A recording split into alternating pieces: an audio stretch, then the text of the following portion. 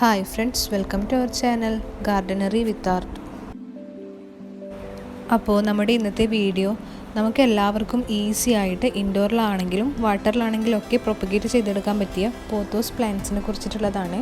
പ്ലാന്റ്സിൻ്റെ details അല്ല video. നമ്മുടെ അടുത്ത് കുറച്ച് ഹാങ്ങിങ് ആയിട്ട് പോത്തോസ് കിടപ്പുണ്ടായിരുന്നു. അതൊക്കെ കട്ട് ചെയ്തിട്ട് നമ്മൾ വാട്ടറിൽ പ്രൊപ്പഗേറ്റ് ചെയ്യാമെന്ന് കരുതി. അപ്പോൾ പോത്തോസ് നമുക്കറിയാം വെള്ളത്തിൽ നല്ല വേഗം തന്നെ റൂട്ട് ഫോം ചെയ്തിട്ട് ബുഷിയായിട്ട് വളർത്തിയെടുക്കാൻ പറ്റിയ പ്ലാന്റാണ്. അപ്പോൾ നമുക്ക് പോത്തോസ് എങ്ങനെയാണ് നമ്മൾ വെള്ളത്തിലൊക്കെ ഇട്ട് വളർത്തുന്നത് എന്ന് നോക്കാം. അതിനായിട്ട് നമ്മൾ ഹാങ് ചെയ്തിട്ട പോത്തോസിൽ നിന്നൊക്കെ നല്ല ഓവർ ഗ്രോത്ത് ആയിട്ട് വന്ന കമ്പൊക്കെ കട്ട് ചെയ്തെടുക്കുന്നുണ്ട്.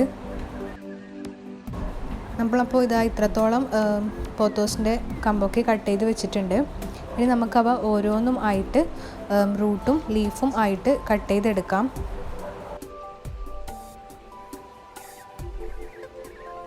പോത്തോസ് പ്ലാന്റ് എല്ലാവരിലും ഉണ്ടാകും. അതുപോലെ തന്നെ എല്ലാവരും വാട്ടറിലും മണ്ണിലും ഒക്കെ നട്ട് പിടിപ്പിക്കുന്ന പ്ലാന്റ് തന്നെയാണ് പോത്തോസ്.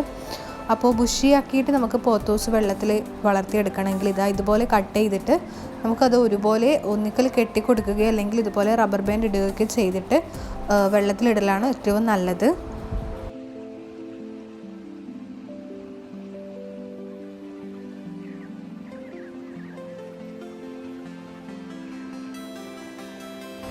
അപ്പോൾ ഏത് ടൈപ്സ് തന്നെയാണെങ്കിലും നമുക്ക് വെള്ളത്തിൽ നല്ല ഈസി ആയിട്ട് പോത്തോസ് വളർത്താം.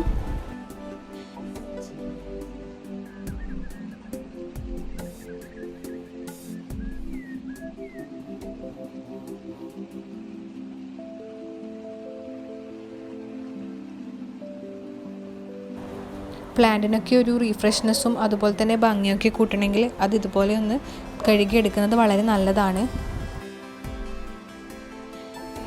അപ്പോൾ ഇത്രയേ ഉള്ളൂ. നമുക്കിത് ബാൽക്കണിയിലുള്ള സ്റ്റാൻഡിലേക്ക് വെക്കാം.